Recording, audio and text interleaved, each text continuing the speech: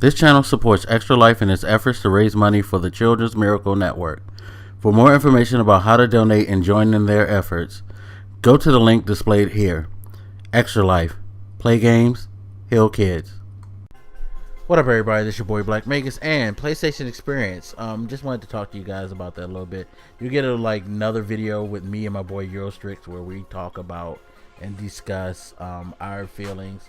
It's a pretty interesting, long conversation, but this one I'm going to try to keep as short as possible, just so not to necessarily overdo, especially since we kind of went overboard with that podcast. Shout out to Eurostrix, aka Prodigy, for encouraging me to do that. It was a very good discussion. But just my solo thoughts on the PlayStation Experience. I peg it as something of missed opportunity. It was a situation where, for me, the content wasn't bad, but I feel like the presentation was kind of wonky. On top of that, I feel like there were some things that they could have done that could have made it more impressive. No, it's not announcing more third-party big AAA games or big AAA first-party games, although I do think that they missed an opportunity to drop a lot of first-party stuff on us. Not necessarily the stuff that we kind of quote-unquote expected, but just other first-party properties would have been nice to have seen. Let me just start from the beginning. So they started out with Uncharted, which kind of is to be expected. Looks great. Was very surprised to see that they had a dialogue option thing. So it's going to be curious to see how this whole campaign plays out. I'm curious to see, is the dialogue impactful? Is it something that changes the dynamics of the story? Or is it just a nice little feature so you can have your own answers to the conversation? You know what I mean? Is it going to be impactful like Mass Effect was? Or is it just, more of a cosmetic type of thing? And then they showed the Final Fantasy 7 remake. I was always of the mind that I'm not really caring much, because they say it's a total remake, but I played Final Fantasy 7, loved the game, but that was for its time. This seems like it's a brand new game. They changed a lot. By the way, can somebody explain to me why Barrett Wallace is looking like a cross between Luke Cage and Blade? Like, he's a swole ass Blade. He even had the Blade shirt on. What the fuck is up with that? That's fucking ridiculous. Anyway, so we also had following that, Sean Layden comes out with the biggest troll of the night. He's wearing a fucking Crash Bandicoot shirt. Why are you wearing a Crash Bandicoot shirt? Not having an announcement about Crash Bandicoot shirt. Sorry, not having an announcement about Crash Bandicoot while you're wearing a Crash Bandicoot shirt is fucking trolly as hell, and I'm mad he did that, but it is what it is. And then we had some Call of Duty news. I fucking don't care. Battleborn was brought out, which is cool. At the same time, I'm not discounting Battleborn at all, but the eye test, when I saw the Battleborn gameplay and then I saw the Overwatch gameplay, I kind of fell in love with Overwatch, but I am very, very curious about Battleborn, and I want to play the not open beta. Is it an open beta? I can't remember if he said it was an open beta or just a beta, closed beta. But I definitely want to check that out and be able to play it. I didn't get a chance to play the test, so I want to play it to have pass judgment first. Same thing with Overwatch. Overwatch looked better, but who knows? Playing him might be a different story. So we'll see. Then Sony, they went on and brought out Street Fighter V, which is going to be a big thing for them because they're publishing it on consoles. It's only coming to PlayStation 4 for now. I'm pretty sure there's going to be some type of time exclusive to that, but at present time, we only get it on PS4 and PC, and this will be cross-platform between the two. They brought a character named Fang. Looks interesting. Definitely looks interesting. And then they basically outed the stuff that had been outed by people digging into files.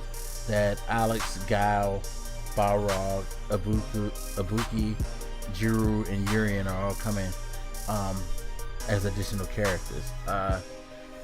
We had Gio Corsi come out, and he was talking about different third-party games, smaller games, mostly indie type stuff, not big third-party things. And I think this is where we get a lot of the internet rage from this thing, because they weren't showing a lot of the games that could be considered third-party AAA. They were showing a lot of indie stuff, a lot of smaller games, a lot of Japanese kind of orientated games, which I'm sorry to say this, guys, but it's a PlayStation staple. I think what we got from this part, and what I realized at that moment, is that this is a true fan service conference for PlayStation fans, because a lot of people seem to forget these are the type of games that kind of carry PlayStation to their popularity. PlayStation wasn't a big shooter platform in any iteration, not even 2. I know SOCOM was a big thing, but there wasn't really a lot of like iconic shooters. PlayStation had these niche Japanese type games and things like that.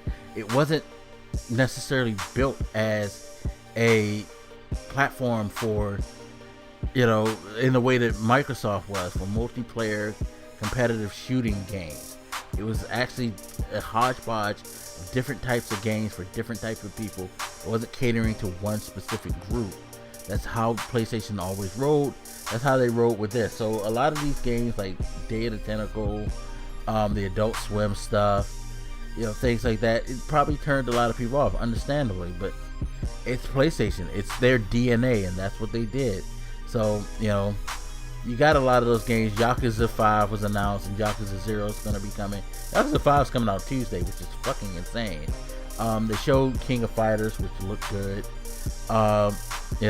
Nuclear Throne, Bit Trip. They announced Fat Princess, which was my jam. Love fucking Fat Princess. They showed a trailer of MLB. Didn't show much, but I'm always in on MLB. I still contend that MLB is the best sports franchise out, simply because it does the best of mimicking the sport, simulating the sport that it's based on. But yeah, Fat Princess Adventures is out today for $20 if you want it. A couple of games came out, like Guns Up is a free game. Nuclear Throne is out today that you can pick up. I think they said there was an option to pick up for free, but don't quote me on that. I forget. They showed Ratchet and Clank, which looks great. Then they went to the VR section, which kind of was another lull. Fucking charge your batteries on your Move controllers. How are you gonna do a demo of a Move game for 2 players and 1 player doesn't have Move controllers to work on that shit? That was fucking janky as fuck. Showed a lot of stuff. Gollum. We heard Ace Combat is going to have a VR component to it, which is crazy. I don't know if I want to be flying around with a VR helmet on. That shit would make me sick. But it was, they had their VR session, which I think we all expected. Then they brought out Destiny Taken King, which I'm sure pissed a lot of people off. There's going to be a 3-week competitive race event on Destiny that's exclusive to PlayStation. I'm gonna have fun with it, but it wasn't a big reveal. They didn't, again, missed opportunities. They didn't take a chance to detail what's coming with the next expansion or the next big, huge content drop for Destiny. So again, missed opportunity. This is the conference of missed opportunities for PlayStation to me. They showed another game called Hob. Ni no Kuni 2 was announced to be coming. That was a big thing, but again, it's not a quote-unquote mass market game, so a lot of people groaned about that. But the thing that really capitalized to me on how PlayStation kind of dropped the ball and missed opportunities is that they ended the show with a MOBA. Epic is doing a MOBA called Paragon. It looks cool. The trailer looked cool, I should say. We didn't really get to see much of the game, and I've heard there's gameplay out there, so I have to check that out. But it's like, okay, usually you leave with a big moment, and they could have left with a big, I feel like, first party reveal. Again, I didn't care for the idea of having another God of War or another Last of Us. I want them to reveal a first party that's new, fresh, things like that. Because I want like different experiences. If they would have did God of War, okay, cool. That would have satiated the quote unquote mass market crowd. If they would have did the SOCOM thing, that probably would have got a lot of people hyped. Again, Last of Us 2, things that are quote unquote familiar to people, not necessarily new stuff. Because let's be honest, we've played these franchises before. They'll tweak them, they'll add something to the table, but it's not a new experience. And that was what I felt like was missing, was there wasn't a lot of new PlayStation properties. I understand they weren't coming into this to talk about 2015. They said a long time ago, 2015, you're not going to get any first party, like huge first party experiences, which is fine. I was kind of looking for them to set a better table as far as their first party division goes for 2016 and 17, but they didn't do that, so that was where I felt like they missed the opportunity. And of course, aesthetically speaking, their pacing was all over the place. The lulls were a little too long, things like that. But that's Sony. They have issues with doing a solid show from end to end. Last year's PlayStation experience seems to be an anomaly. It wasn't like an end-to-end type of thing this year. So, those are my major complaints about it. But overall, it was okay. Hopefully, they will make some announcements over the weekend. Maybe we'll see some more stuff. I mean, hey, for what it worth, it is what it is. It wasn't bad. It wasn't like there was a lot of bad content. I think a lot of people overreacting with that whole thing about how it was garbage. The thing is, they didn't appeal to the, again, quote unquote mass market, so therefore it's garbage because they didn't give certain people what they exactly wanted. And we know how things go these days. If you don't get exactly what you want, you fucking riot and everything's horrible and all that. But I think this is a very, like, I think at the end of the day, my what I take from it is, I don't know if they were necessarily ready. I don't know how ready they were for this. I feel like, and when I say ready, I mean, I feel like they were hoping to come into this year with the ability to name a lot of these new different first party properties. Because you saw they had Santa Monica announced, and then it ended up being a VR game. I really feel like a lot of their bigger properties aren't ready, and that's sad, because I would have liked them to be able to at least say something about some of their newer first party, since they didn't give us a lot on the tail end of 2015. We got some in the beginning, but it didn't really get anything in the tail end. So yeah, it is what it is. Anyway, I would like to hear what you guys think, so hit me up, let me know what you think, and I'll holler at you later. This your boy Black Makers, and I'm out, y'all. Deuces.